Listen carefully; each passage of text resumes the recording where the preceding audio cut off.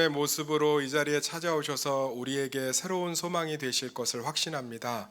말씀을 내게 주시는 말씀으로 받아들일 때 그 말씀은 놀라운 능력이 될 줄 믿습니다. 예수님의 이름으로 기도드렸습니다. 아멘. 보이는 것 때문에 잃는다라는 제목을 가지고 말씀을 살펴보도록 하겠습니다. 한번 따라하겠습니다. 보이는 것 때문에 잃는다. 보이는 거 되게 중요하죠. 겉모습 되게 중요하고 눈에 보이는 거 중요한데 너무 거기에 사로잡혀서 소중한 것들을 잃는 것들을 종종 보기도 하고 또 내가 경험하기도 하지요. 예전 교회 있을 때 명절이 되면 시댁 갈 때 꼭 그 부부하고 아이들이 한복을 입기를 원하는 남편분 때문에 되게 이렇게 힘들어하는 여자 집사님이 계셨어요. 그러니까 무조건 한복을 입어야 된대요. 그러니까 애들도 싫어하고 또 본인도 오기 쉽지 않고 또 한복이 비싸잖아요, 그죠? 근데 아이들은 잘하고 그때마다 또 빌리는 것도 안 되고 사야 된다고 그러고 그래서 명절 때마다 그 문제 때문에 스트레스를 받고 싸우는 것들을 보면서 이게 뭐가 그렇게 중요할까 명절날 한복 입는 게 물론 중요하지만 그것 때문에 더 소중한 것들을 놓치지 않나라는 생각이 들 때도 있었고요. 뭐 유명한 기업의 임원이었는데 중간에 좀 명예퇴직을 좀 해야 되는 상황이었어요. 근데 그 권사님이 당분간 교회에 나오기 싫다고 하시더라고요. 그래서 왜 그러냐고 했더니 창피해서 그렇대요. 그래서 아니 예배보다 소중한 게 어디 있어요. 그래도 나오셔야지 그랬더니 자기는 못 나오겠다고 얘기하시더라고요. 그런 모습들을 볼 때 우리가 너무 겉의 것들을 보다 보니까 눈에 보이는 것들을 보다 보니까 그 이면에 더 아름다운 것들, 소중한 것들을 보지 못하지 않나라는 생각들을 좀 하게 됩니다. 오늘 마태복음 16장 전반부는요 다 그 얘기예요. 눈에 보이는 것에 집중하다가 눈에 보이지 않는 소중한 것들을 놓칠 수 있다. 또는 눈에 보이는 것에 너무 집중하다 보니까 결국은 진짜 중요한 것을 얻지 못한다라는 얘기를 예수님이 세 가지 사건들을 통해서 바리새인들의 표적 사건, 그다음에 누룩 사건, 그다음에 베드로의 신앙 고백 사건을 통해서 잔잔하게 이야기해주고 있습니다. 오늘 말씀을 통해서 눈에 보이는 것에 너무 집중해서 진짜 소중한 것들을 잃지 않는 우리 세수만교회 성도들 되기를 예수의 이름으로 축원합니다. 그 첫 번째가요. 눈앞의 이익만 보다 진짜 이익을 잃어버립니다 라고 가르쳐주고 있어요. 한번 따라해 보겠습니다. 눈앞의 이익만 보다 진짜 이익을 잃어버린다. 1절에서 4절을 좀 천천히 읽어볼까요? 시작. 바리새인과 사두개인들이 와서 예수를 시험하여 하늘로부터 오는 표적 보이기를 청하니 예수께서 대답하여 이르시되 너희가 저녁에 하늘이 붉으면 날이 좋겠다 하고 아침에 하늘이 붉고 흐리면 오늘은 날이 굳겠다 하나니 너희가 날씨는 분별할 줄 알면서 시대의 표적은 분별할 수 없느냐. 악하고 음란한 세대가 표적을 구하나 요나의 표적밖에는 보여줄 표적이 없느니라 하시고 그들을 떠나가시니라. 아니 이제 분명한 표적을 구하면 보여주시면 되지 뭐 이렇게 깐깐하게 구셔갖고 이 사람들 때문에 결국은 죽임을 당해요. 좀 보여달라면 보여주시면 어디 덧나나 충분히 보여줄 수 있는 분들이. 근데 그렇지 않아요. 이 사두개인들하고 바리새인들이 표적을 구하는 건 굉장히 악한 마음을 가지고 구하는 겁니다. 무슨 얘기냐면 이스라엘의 역사를 집대성한 사람이 요세푸스라는 사람이 있어요. 그 사람의 문헌에 보면 책에 보면 바리새인과 사두개인들이 메시아의 증거로 삼고 있는 세 가지 표징이 있어요. 세메이온. 첫 번째가 모세의 만나를 내릴 줄 알아야 되고요. 두 번째는 엘리야처럼 죽은 자를 살려야 되고요. 세 번째는 여호수아처럼 하늘의 달을 멈췄잖아요. 기상을 마음대로 움직일 수 있어야 메시아의 증거다라고 이 세 가지 표징을 얘기하고 있습니다. 그런데 예수님이 세 가지를 다 보여주셨어요. 3년 동안. 만나 여기 나오잖아요. 5병이요 7병이요 5,000명 먹이시고 4,000명 먹이시면서 두 번이나 보여주셨고 자기가 직접 하늘에서 내려온 만나 생명의 떡이라고 직접 설교하셨어요. 보여주시고. 보여줬어요 안 보여줬어요? 보여줬어요. 두 번째 기상을 마음대로 움직이는 여호수아 보여줬어요. 풍랑을 꾸짖어서 어떻게 하셨죠? 잠잠케 하셨잖아요. 다 보여줬어요.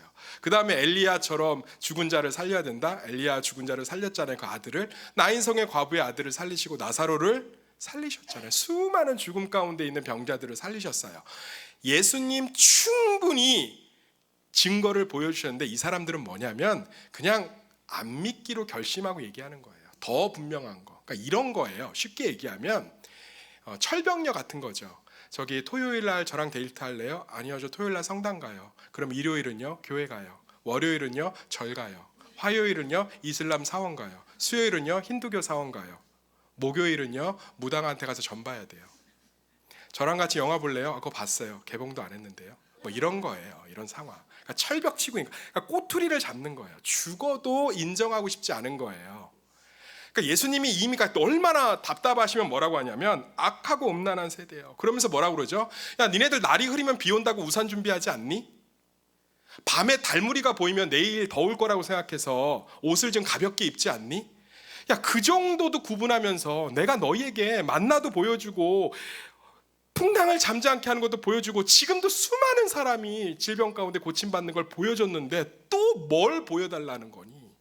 그러니까 니네들은 나를 믿을 생각이 없는 거잖아. 왜 바리새인하고 사두개인들은 이렇게 예수님이 분명한 표적을 보여줘도 믿고 싶지 않았냐면 예수님 때문에 자기 금전적 손해가 크기 때문에 그래요. 자기 유익 때문에. 바리새인들은 신흥 종교 세력이에요. 사두개인들이 원래 이스라엘 종교는 꽉 잡고 있었습니다. 그들은 성전에서 나오는 막대한 성정세를 다 본인들이 가져갔어요. 그런데 바리새인들이라는 신흥 종교 세력들이 나와서 그들 가운데 이렇게 치열한, 원래는 예수님 오시기 전에 이 둘이 엄청 싸웠어요. 박터지게 싸웠어요. 왜요? 숟가락을 얹을 자와 숟가락을 쳐낼 자의 싸움이죠. 내 파이는 이 정도인데 그걸 나도 좀 나눠 먹읍시다 형님. 그게 바리새인들이고, 야 그걸 내가 너한테 왜 나눠주니? 내 자식하고 사위한테 나눠줘도 아까운 걸 라고 하면서 지키려는 게 사두개인들이고, 그래서 맨날 쓸데없는 거 갖고 얼마나 싸웠는지 몰라요. 근데 예수님 오시니까 둘 다 잃게 생겼거든요. 예수님이 바리새인의 가식을 다 드러내셨고, 예수님이 사두개인들이 갖고 있는 전통, 사두개인은 사독의 후예들이에요. 사독 제사장의 후예들. 그래서 성전의 모든 것들을 갖고 있는 전통적 권위가 있었어요. 그걸 다 깨셨다고. 다 이 성전을 헐라? 그러면서 누가 아버지의 집을 장사하는 소굴로 만들었냐? 그러니까 이 두 사람이 자기네들 이익이 빼앗기니까 뭐예요? 예수님을 죽이고자 꼬투리를 잡고 있는 거예요. 눈앞에 이익을 쫓다가 결국은 큰 것들을 잃는 경우들을 참 많이 봅니다. 이 예화를 쓰는 것들을 제가 좀 조심스럽긴 해요. 왜냐하면 속사정을 알지 못하니까. 그렇지만 한 사람의 목회자로서 제가 느끼는 감정을 그대로 얘기하는 게 좀 맞겠다 싶어요. 제가 요 앞에 있는 과일 가게에서 붕어빵을 팔더라고요. 근데 제 마음이 좀 많이 아파요. 많이 아픕니다. 서은실 집사님이 우리 했던 거잖아요. 왜 저 사람은 지금 붕어빵을 팔 시기도 아닌데 저렇게 빨리? 그냥 좀 마음이, 속사정은 모르겠어요. 마음이 굉장히 아파요. 그리고 불편합니다. 물론 제가 그 가게에서 과일을 사지 않는다고 얼마나 큰 손해가 되겠냐마는 그래도 종종 과일을 샀거든요. 신방 가는 길에 또는 먹고 싶어서. 근데 제 마음이 좀 다쳤어요. 나 거기서 이제 안 살래.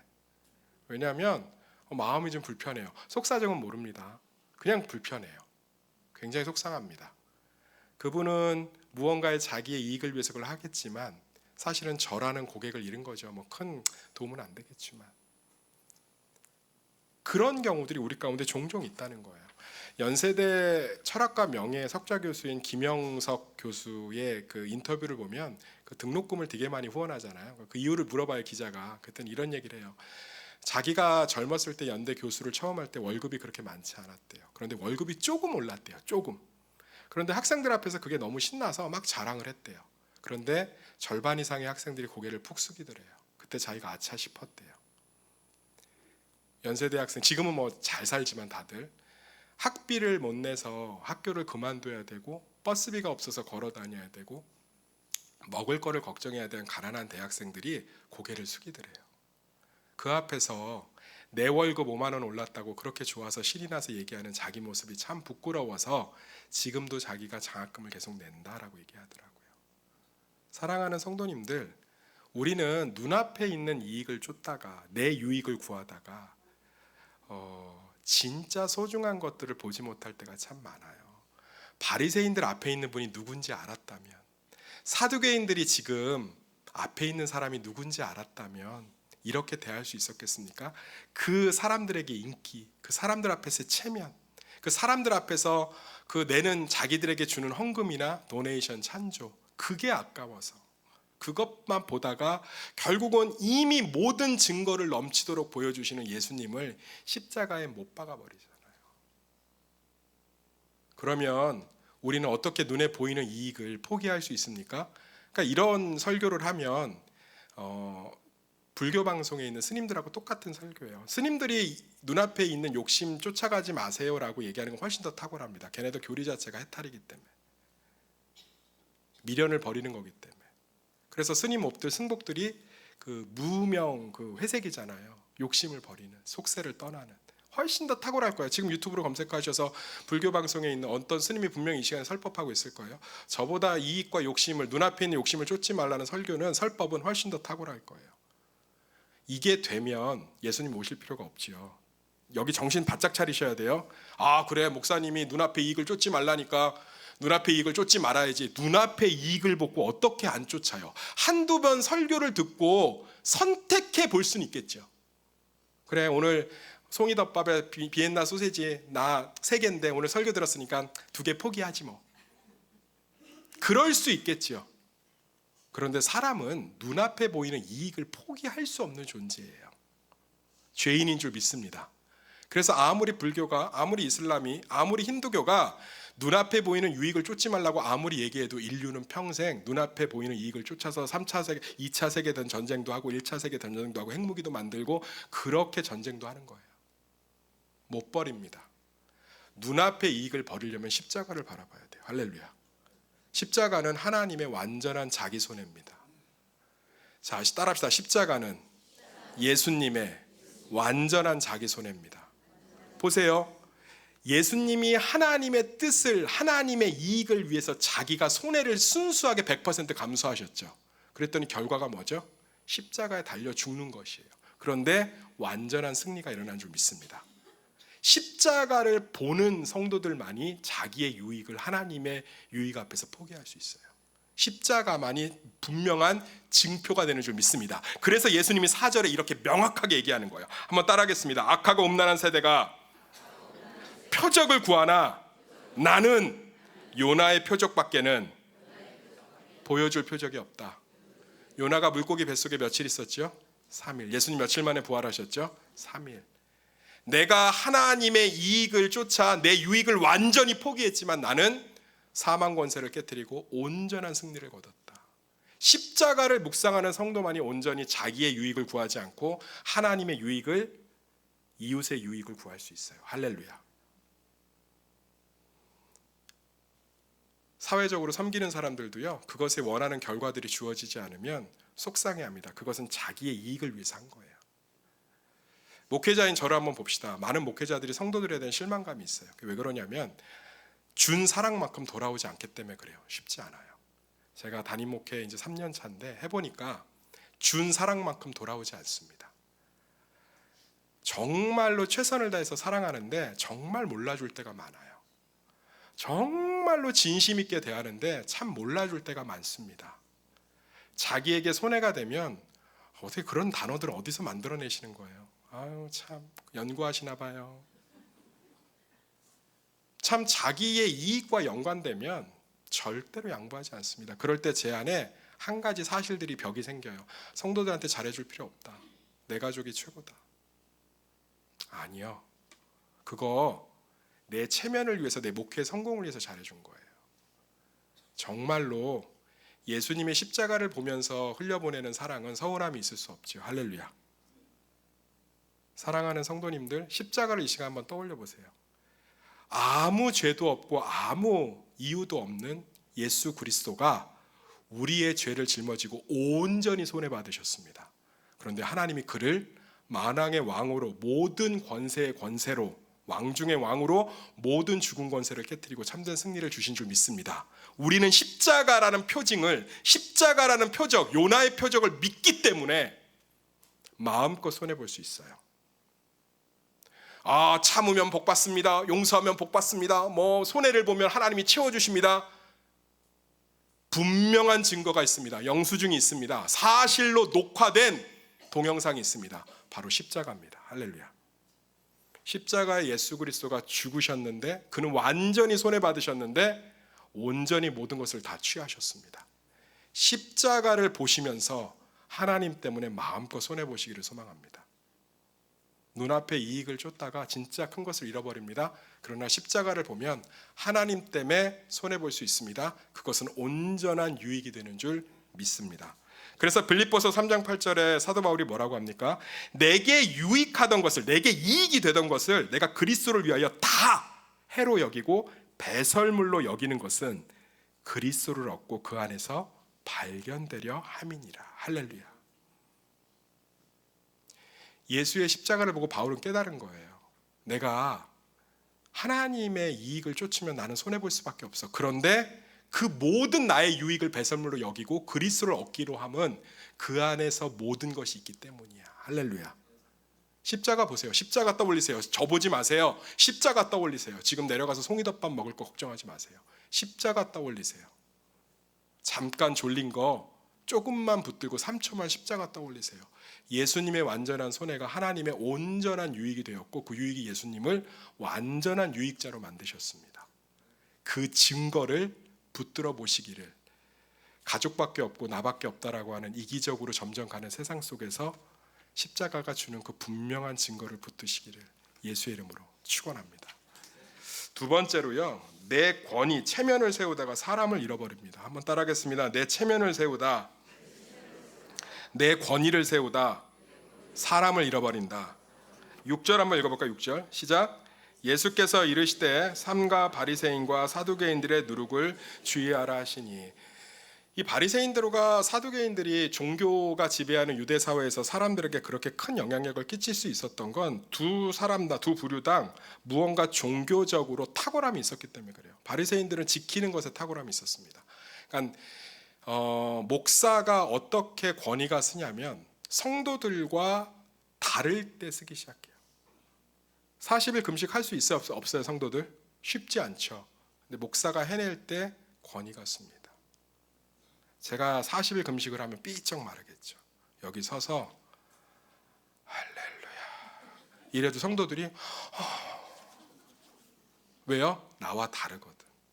결혼을 안 해도 권위가 씁니다. 평생을 저렇게 결혼하지 않고 예수님과 결혼해서 그러니까 바리새인들은 무언가를 완벽하게 지킴으로 자신들의 권위를 세웠어요. 그런데 예수님이 이걸 그대로 벗겨내고 있죠. 지킬 수 없다야. 율법은 지키라고 준 게 아니라, 지킬 수가 없는데 지키라고 준 게 아니라 깨달으라고 준 거야. 못 지켜서 하나님의 은혜가 필요하다. 내가 필요하다. 명확하게 다. 니네들이 금식을 그렇게 열심히 하고 10에 5조를 드려도 네 속에는 과부의 재산을 탐하고 있고, 저 과부가 이제 내가 얼마나 탁월한 목사인지 아니까 헌금 바치라면 바치겠구나. 사람들 마음대로 조정하고 싶어하고. 예수님 너무 잘 알고 있는 거죠. 사두개인들은요, 전통적 권위가 있었어요. 그러니까 우리로 얘기하면 시어머니, 시아버지 전통적 권위죠. 목사 전통적 권위죠. 장로 전통적 권위죠. 직분이나 전통적 권위. 나는 사도계 후에 원래가 제사장이야. 우리 집안은 뿌리가 깊은. 우리가 얼마나 양반 가문인지 알아. 우리가 판사가 몇 명이 나오고 뭐 이런 거죠. 근데 예수님 그거 다 깨셨다고. 야, 니네가 무슨 권한이 있어? 사독을 임명한 사람이 다윗이에요. 다윗을 내가 창조했단다. 그러니까 사두개인들 죽이고 싶은 거죠, 예수님. 니네들 권위가 없어. 내한테 있어. 그래서 바리새인하고 사기관 사두개인들이요, 예수님이 너무너무 싫은 거예요. 그래서 끝까지 죽이려고 했고 죽였잖아요. 사람이요, 체면이 얼마나 중요한지 아십니까? 체면이. 이슬람 국가나 종교가 지배하고 있는 사회에서는 지금도 명예살인이 있습니다. 따라해볼까? 명예살인. 그러니까 수치를 당해서 죽이는 건 법으로 저촉받지 않아요. 왜요? 그만큼 체면이 중요해요. 한국 사회요, 체면 진짜 중요하죠. 식당에서 음식하다가 싸우는 걸 제가 우연히 봤거든요. 그러면 교회 안 나고 싶으시대요. 체면이어서 그래요. 저도 마찬가지입니다. 성구를 읽다가 좀 버벅대거나 틀리면 문자가 와요. 목사님 성경 안 읽으셨나 봐요. 그러면 반박하고 싶어져요. 반박하고 싶어진다고. 왜요? 내 체면이 손상당했잖아요. 내가 당신보다 성경을 많이 안 읽는 것 같잖아요. 구역장이 오늘 구역 모임 하실 때 답을 잘 모르거나 버벅대거나 이거 뭐라고 하지? 그러면 이제 저한테 화를 냅니다. 답 좀 달아줘요. 체면이 얼마나 중요한데요. 체면이 얼마나 중요하고 목사들도 여기서 자유롭지 못하다는 게 1529년 10월 1일 마르부르크 회의에서 증명이 돼요. 이 마르부르크 회의가 종교개혁에 진짜 중요한 회의거든요. 천주교가 완전히 종교개혁 세력들에 의해서 종교개혁자들에 의해서 완전히 위축돼서 이제 진짜 유럽이 종교개혁의 개혁주의 교회로 하나 될 수 있는 회의였어요. 여기서 누구하고 누가 회의를 하냐 따라합시다. 마틴 루터, 스빙글리. 이 두 사람이 성찬에 관련된 부분으로 회의를 해요. 이것만 합의되면 이제 종교개혁자들은 유럽 전체에 영향을 끼칠 수가 있어요. 3박 4일 동안 회의를 하는데 이틀이 지나서, 왜 제가 이렇게 정확히 하냐고요? 저 이 회의록을 제가 거의 다 갖고 있거든요. 기침한 거, 하품한 거, 밥 먹으러 가자고 한 것까지 다 기록돼 있어요. 꼼꼼하게. 이틀째 되는 날 마틴 루터하고 스빙글리가 깨달아요. 서로 치열하게 논쟁하다가 이거 우리 둘 다 생각이 같네. 그런데 이때 루터가 40살이고요. 스빙글리가 20살이에요. 그래서 루터가 뭘 하고 싶은 거예요? 형님 노릇을 하고 싶은 거예요. 그래서 깨져요. 그래서 종교개혁이 유럽에서 온전히 뿌리를 내리지 못하는 종교개혁자들에게 제일 가슴 아픈 회의가 마르부르크 회의예요. 체면이 이렇게 중요합니다. 형님이 뭐라고? 형님이. 그런데 이 체면도요, 버리라면 버리실 수 있겠어요? 제가 강단에서 체면 중요하지 않고 권위 중요하지 않다고 아무리 얘기해도요, 대표기도 잘 안 하시려고 해요. 내가 기도 못하는 거 드러내고 싶지 않거든요.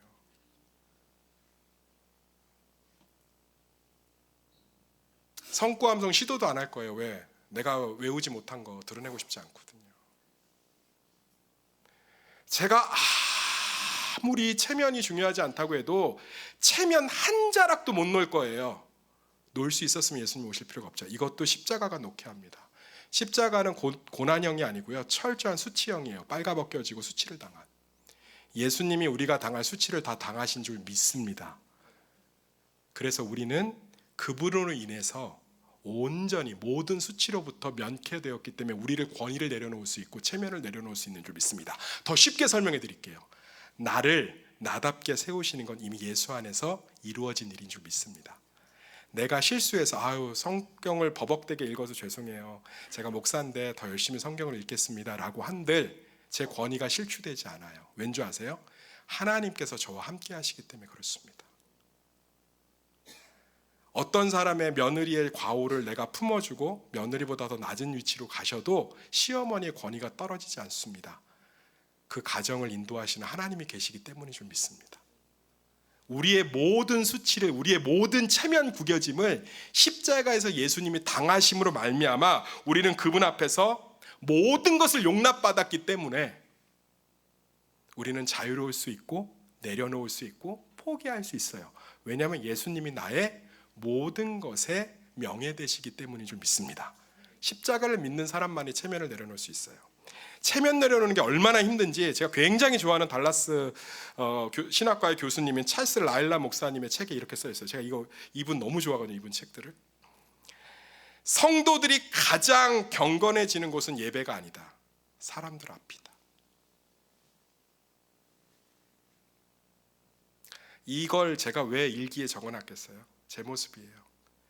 제가 제일 경건한 곳이 어딘 줄 아세요? 성도들 앞입니다. 할렐루야. 하나님이 반드시 고치실 것입니다. 기도하면 될 줄 믿습니다. 성도들이 가장 경건해지는 곳은 예배가 아니라 사람들 앞이다.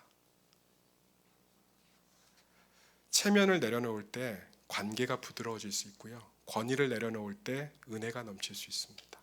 그러려면 우리의 모든 체면 구김과 수치를 완전히 당하신, 그래서 우리의 온전한 명예 되시는 예수 그리스도를 받아들이시기를 소망합니다.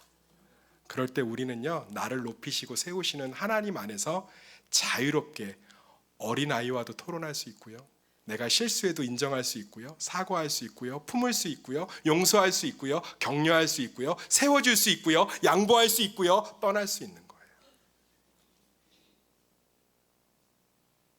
이 자유를 경험하는 우리 공동체가 되기를 예수의 이름으로 축원하며 저 역시 이렇게 살기를, 십자가를 보기를 소망합니다. 마지막으로 세 번째, 결과 보다가 은혜를 잃어버립니다. 한번 따라하겠습니다. 결과 보다가 은혜를 잃어버린다. 우리 13절 14절 읽어봅시다. 13절 14절 시작. 예수께서 빌립보 가이사랴 지방에 이르러 제자들에게 물어 이르시되 사람들이 인자를 누구라 하느냐. 이르되 더러는 세례 요한, 더러는 엘리야, 어떤 이는 예레미야나 선지자 중에 하나라 하나이다. 예수님 사역의 끝자락에 지금 이 설교하고 계시거든요. 3년 동안. 그럼 뚜껑을 연 거예요. 야, 사람들이 뭐라고 하냐? 그럼 베드로처럼 다 고백했어야 돼요. 주님 그리스도시요 살아계신 하나님의 아들이니이다. 근데 다 뭐라고 고백해요? 선지자요, 엘리야요. 목사님 그 정도도 대단하지 않나요? 뭐 이런 상황이에요. 지나가는 아이가 있어서 제가 칭찬을 했다 칩시다. 전도하려고. 아우 우리 남자아이가 너무 장군관처럼 생겼네요. 여자예요. 민망하죠. 예. 이해가 되시죠? 그러니까 그런 상황이에요. 예수님의 사역의 뚜껑을 여신 거예요. 예수님이. 야, 사람들이 나더러 뭐라 하느냐. 4.5 만점에 1.7 받은 거예요. 꽈락이라고. 학고예요. 학고. 학사경고. 예수님 마음이 얼마나 처참하셨겠어요. 그런데 베드로가 눈치를 딱 챈 거죠. 그래서 뭐라고 그러죠? 주는 그리스도시요 살아계신 하나님의 아들이니다. 예수님 너무 좋으셨어요. 그 한 사람 연약한, 제일 먼저 예수님 부정한, 3번이나 부정한, 다 알고 계신데 그게 온전한 고백이라는 거 알았겠어요? 그래서 뭐예요? 그거 알게 한 게 하늘의 하나님이시다. 예수님이 자기 사역의 결과물을 봤으면 처참해요. 제자들 다 떠났고요. 사람들 다 조롱했고요. 십자가에서 지나 내려오지 아유 남들은 구원하면서 지는 못 구원했네. 그리고 엘리엘이 라마 사박단하고 고통스러워서 부르짖었더니 뭐 엘리야 부르짖는다고 그러고 뭐 침뱉고 채찍질하고. 결과는 참패예요. 그러나 그분은 하나님의 은혜를 바라봤습니다. 이것을 알게 하시니까 하늘의 아버지다. 하늘 아버지가 잃지 않게 하실 것이다. 내게 주신 자를 다 주실 것이다. 할렐루야. 우리가 결과 보기 시작하면 은혜를 사모할 수가 없어요. 눈에 보이는 결과만 집착하다가 은혜를 잃어버립니다. 제가 우리 교회 한 형제, 그 형제가 이 간증을 해도 된다고 동의를 얻어서 합니다. 그 형제가 삶의 결과물들이 이렇게 좋지 않아요. 그런데 그래서 감정 일기를 좀 같이 나누고 있는데 다 뭐 폭우, 흐림, 뭐 맑았다 흐림, 그냥 다 흐림이에요. 비 오는 날.